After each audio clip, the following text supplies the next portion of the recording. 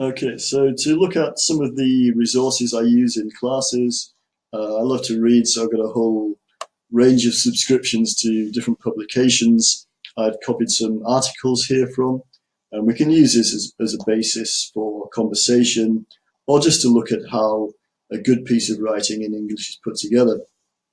For example, we could look at this article here from New Scientist about the Indus Valley and take an excerpt from that to look at how idioms and phrases and cultural references are used to convey meaning in a way that's very concise and precise and makes immediate sense to a native speaker. Here's another exercise linking words with similar meanings together, using an image, a strong image for one of those words, and then putting together a narrative in the class which links those words together in a way that clearly illustrates the similarities and differences between them.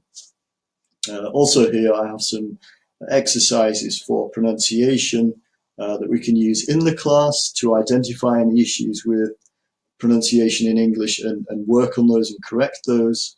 And building on that, I also have some poems which use all of the English vowel sounds, and these can be used to make it very clear where you may have difficulties in pronunciation and to work on those and practice those in the class and between classes as well.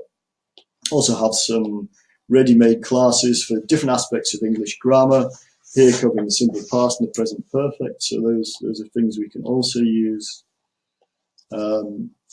Also like to use images in my classes. This is an image I took in my home county in the Lake District in the UK, where I used to live. So you could use that as a basis for conversation if you're planning to visit the UK, for example. And also just introducing some aspects of English culture as well while learning. And this is a graphic novel version of Dickens' famous Christmas Carol. And here you have the famous Scrooge character.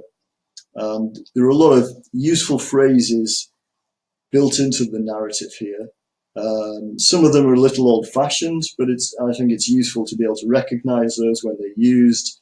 And in conversation, where cultural references come up, it can be good to have some knowledge of English literature, as many phrases from some of the best books like Dickens' work do drop into conversation. So those are some of the resources we can use in classes.